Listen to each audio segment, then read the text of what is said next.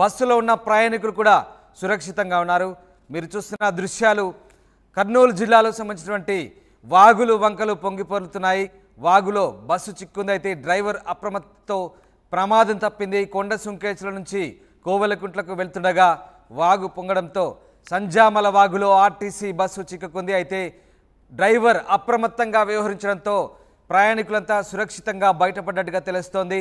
అర్ధరాత్రి నుంచి వాన దంచి కొడుతోంది.